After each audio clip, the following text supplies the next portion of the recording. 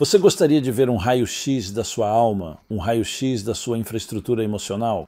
Bem, assim como o corpo, hoje, com exames, com raio-x, com diferentes tipos de tecnologias, podemos ver o funcionamento interno do que nos faz funcionar.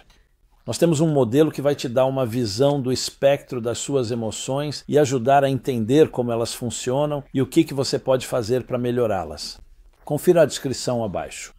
Há um livro especial do Homer, 49 Passos, Refinamento Pessoal, Desenvolvimento de Caráter, Compreensão e Cultivo da própria natureza do seu ser emocional. Desde o início dos tempos, isso sempre capturou a imaginação de muitos de nós, das pessoas, a ponto de alguns verem isso como um sinal do apocalipse, um sinal do fim do mundo. As pessoas viam isso como maus presságios. Quero dizer, todo tipo de feitiçaria e superstição foi construída em torno disso. Mas, independentemente disso, é um daqueles fenómenos que definitivamente capturam a imaginação das pessoas. Quero dizer, a razão mais ostensiva e óbvia é porque é diferente. O Baal Shem Tov, que eu costumo citar, diz: a diferença entre um milagre e um evento natural é apenas uma coisa, a frequência. Se o sol nascesse apenas uma vez em nossas vidas, todos nós correríamos para ver essa bola no horizonte surgindo. Haveria equipes de filmagem, fotos, mas como isso acontece todos os dias quero dizer, sabemos que vai acontecer de novo amanhã, então isso não nos empolga. Precisamos de uma nova emoção, um novo êxtase, uma novidade, uma sensação, como vemos com o eclipse solar. Mas o fato é que milagres estão acontecendo o tempo todo, inclusive o simples nascer do sol. Mas esse eclipse definitivamente nos faz refletir. Quer dizer, eu não fiz todos os estudos, mas vi que os hotéis estão lotados. Quero dizer, os preços para poder viajar e estar nas áreas onde o eclipse total poderá ser visto só comprovam, mais uma vez, o fascínio que temos. Mas o que realmente está por trás de tudo isso? É apenas um fenômeno estranho ou existe algo mais profundo? Acho que a questão realmente remonta à própria natureza e à relação que temos com o próprio Sol e a Lua. Hoje em dia sabemos que no nosso sistema solar e em muitos outros sistemas solares existem muitos sóis, existem muitas estrelas. Mas é o Sol e a Lua que sempre capturaram e cativaram o interesse humano, porque eles são imediatos. Eles estão em nossa proximidade imediata. É o Sol que nos traz luz e calor e é a Lua que faz tanto parte da nossa própria realidade, já que a vemos literalmente todas as noites em todas as suas fases. E são esses dois, mesmo havendo estrelas nos céus e às vezes podendo ver outros planetas também, mas são esses dois luminares, esses dois corpos celestes que fazem parte da história humana desde o início dos tempos. Quando você olha na Bíblia, na história bíblica do Gênesis, ela fala sobre a criação, no quarto dia da criação dos dois grandes luminares, o Sol e a Lua. E então fala, na verdade chama um de grande luminar e o outro de pequeno luminar, o que por si só já levanta a questão, parece uma contradição. Primeiro você os chama de dois grandes luminares e depois diz que um é grande e o outro é pequeno.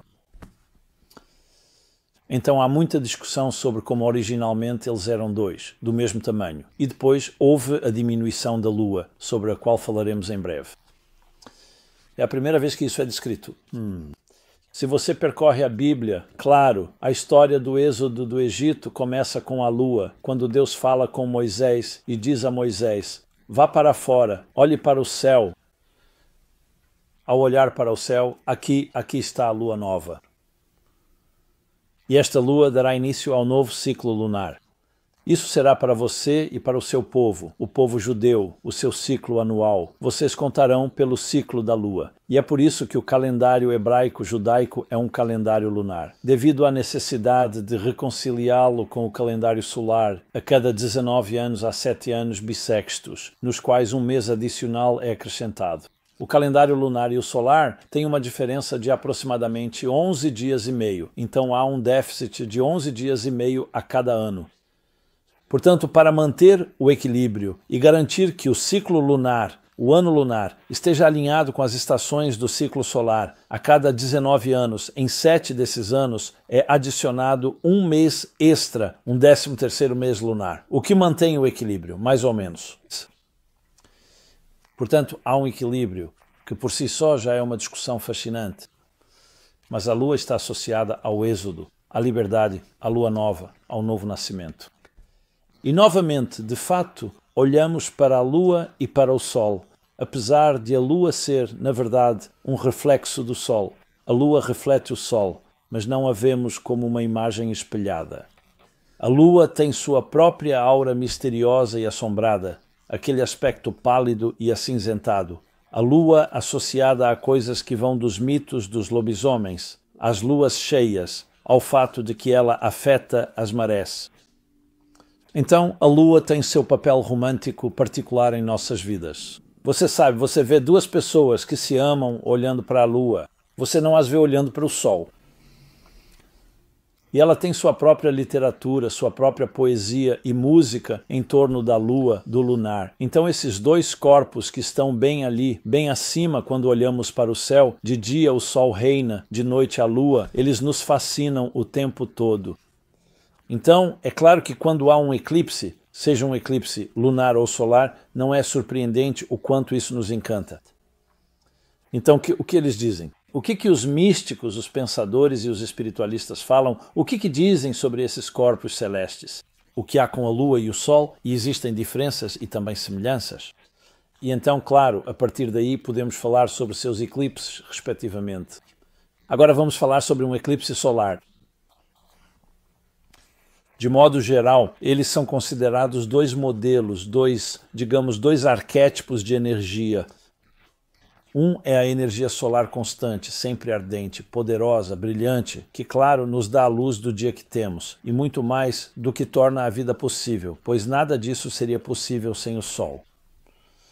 E a Lua se refere às mudanças, às constantes transformações e ciclos de nossas vidas, os ciclos da Lua. Você tem o primeiro quarto, a Lua cheia, o terceiro quarto e então a Lua nova. E esses ciclos refletem os ciclos da vida pelos quais passamos. Estamos sempre crescendo e diminuindo. Então, quando você justapõe os dois, o Sol seria a representação da consistência.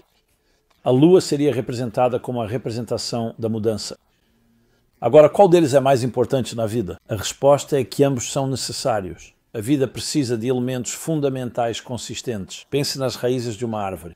Mas também precisamos de crescimento, precisamos de mudança, precisamos de transformação, precisamos de mobilidade constante. Então, na essência, você realmente precisa dos dois. E isso explica, na verdade, por que reconciliamos os ciclos lunar e solar. Porque queremos ter a sinergia, queremos ter a harmonia desses dois elementos. Às vezes o sinal é, o Sol é comparado a um professor, um educador. Ele emite luz. A Lua é o receptor, o aluno. Mas para que não pensemos que é uma via de mão única, o aluno tem um certo poder que o professor não tem. Vemos que há uma expressão muito interessante no Talmud que diz: um grande estudioso foi perguntado, de onde você aprendeu o que sabe? Ele disse, aprendi muito com meus professores, aprendi ainda mais com meus colegas, mas acima de tudo, aprendi mais com meus alunos. Então é o aluno, é a Lua. Com licença,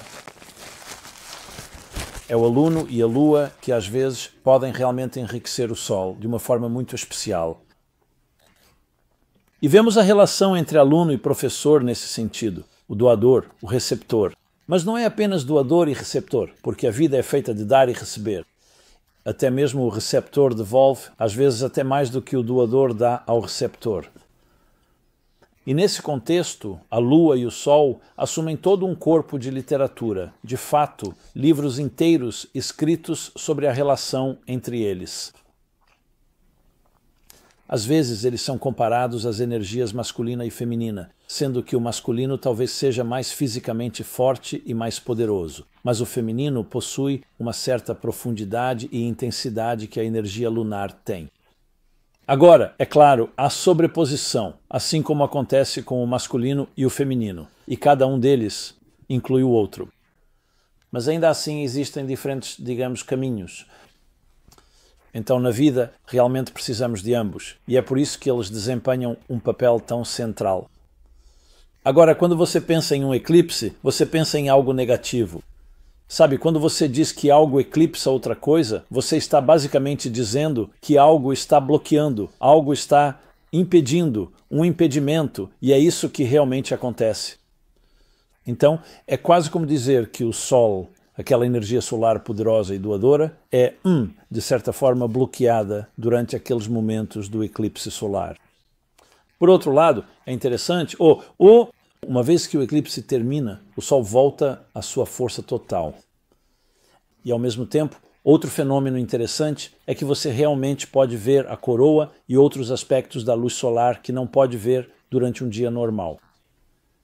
É por isso que o estudo do eclipse solar é tão vital na ciência e assim por diante. Então, tudo isso se junta para nos levar a esse fenômeno interessante, porque um eclipse solar captura nossa imaginação, porque é justamente esse poder que está sendo subitamente impedido.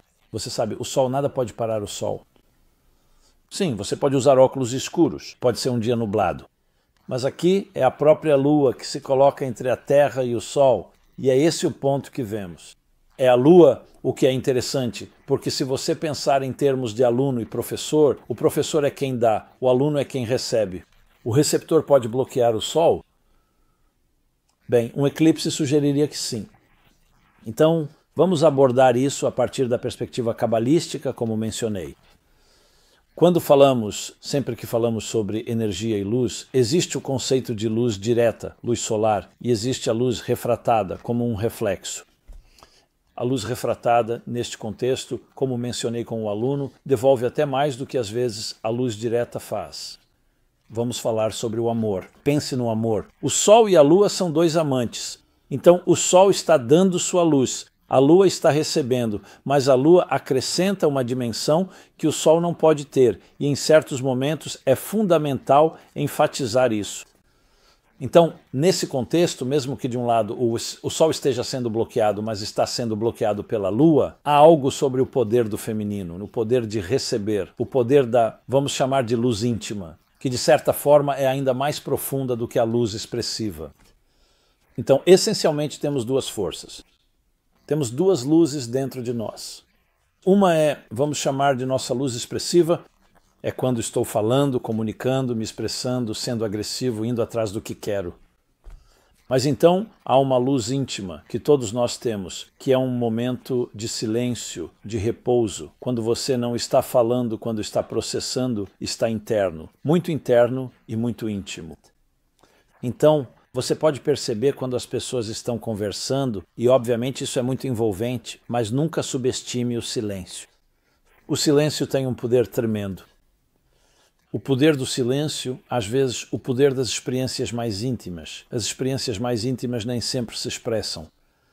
Então, se você está falando sobre domar os elementos do mundo ao nosso redor, conquistar de certa forma, subjugar, então sim, você precisa de uma força para alcançar e fazer exatamente esse poder de domar.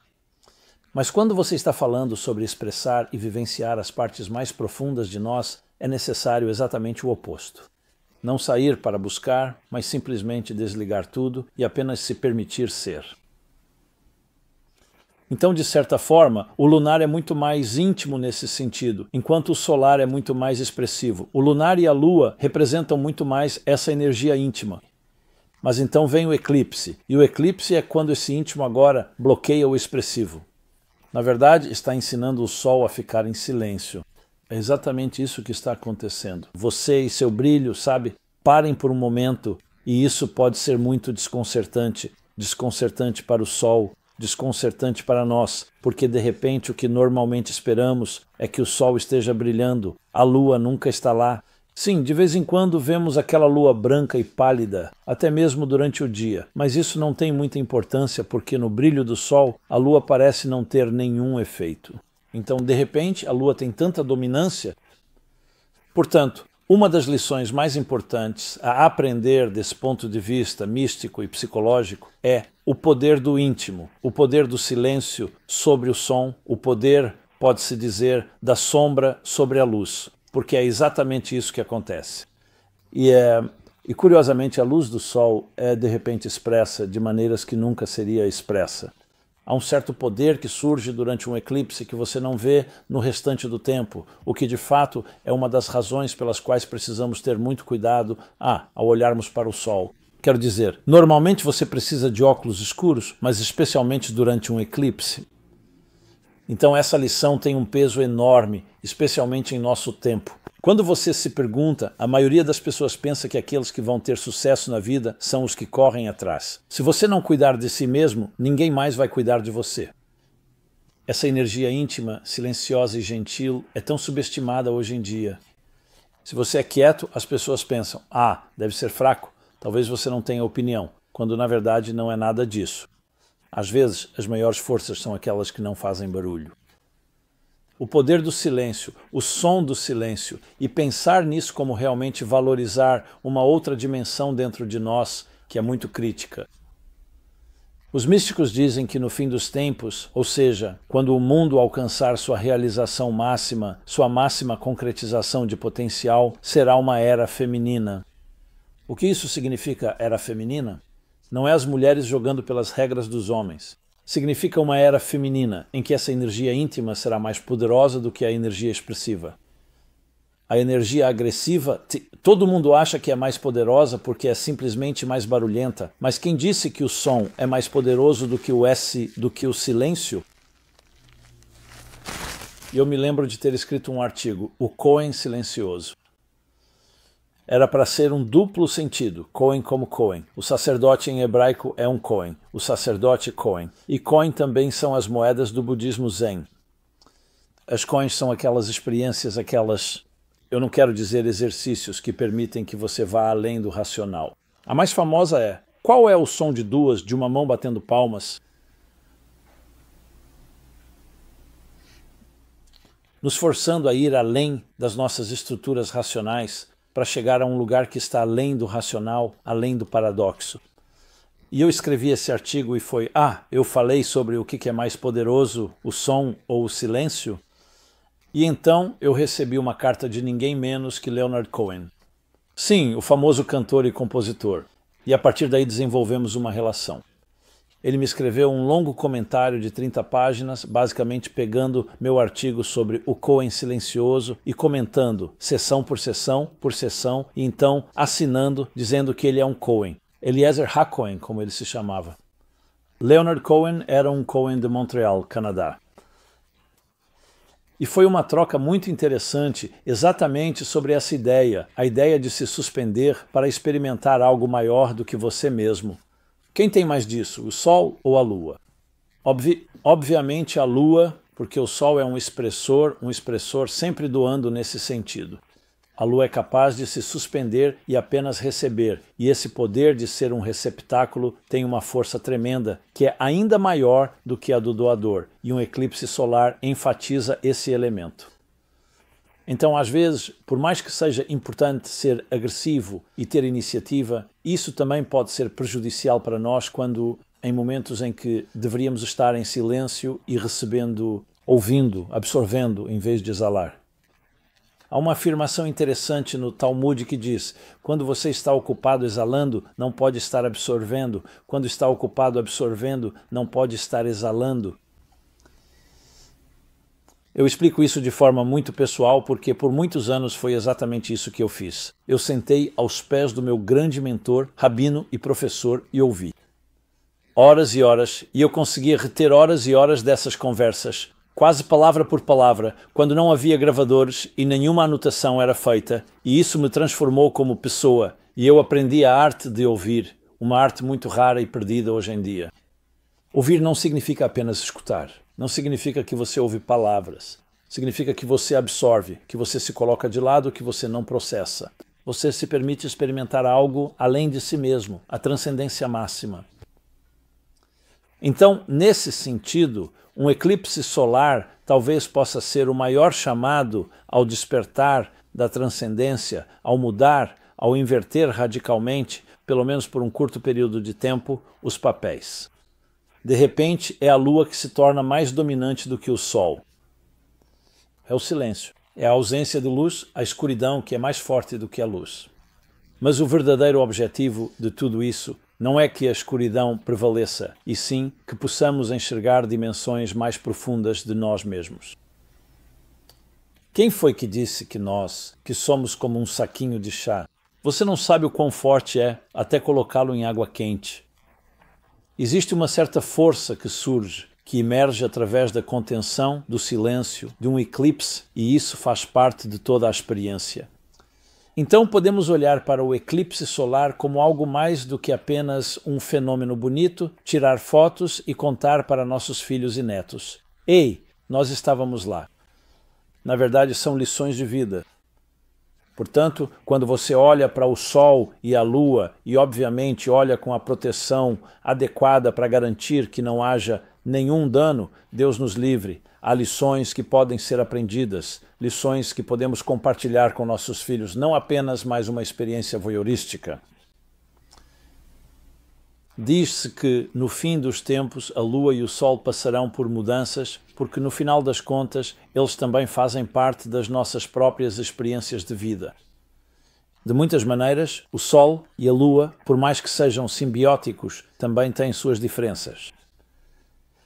E mesmo assim, eles continuam sua dança celestial nos céus. E nós observamos, assistimos, absorvemos e nos inspiramos. E às vezes até nos assustamos. Mas devemos saber que, no fim das contas, esses são os dois testemunhos da história. Esses dois luminares que estiveram conosco em todos os momentos, nos altos e baixos, e vieram nos ensinar que, no final, a vida é sobre luz. Mas existem diferentes tipos de luz. A luz do dia, a luz da noite, a luz da expressão e a luz do silêncio, da receptividade, e que precisamos uns dos outros, eles precisam se complementar. E às vezes, sim, a Lua fará sua declaração. Então, ao experimentarmos esse eclipse, devo dizer, haverá esses corpos interagindo entre si. Vamos usar essa lição em nossas vidas pessoais para crescer, para saber que devemos ser luminares por mérito próprio e que, às vezes, a luz de receber é muito maior do que a luz de dar. Compartilho isso com você e, como sempre, é uma grande honra falar com você. Aqui é Simon Jacobson, do Meaningful Life Center, meaningfullife.com. Não veremos o fim do mundo. Pelo contrário, isso pode ser um novo começo se o usarmos da maneira correta para nos ensinar novas dimensões sobre nós mesmos e sobre os outros. Fique bem. Visite-nos em meaningfullife.com. Compartilhe com seus amigos. Adoraria ouvir suas ideias, feedback, comentários e, se tiver alguma dúvida, entre em contato sempre. Muito obrigado a todas as personalidades lunares e solares por aí e à combinação de ambas. Espero vê-lo novamente em breve.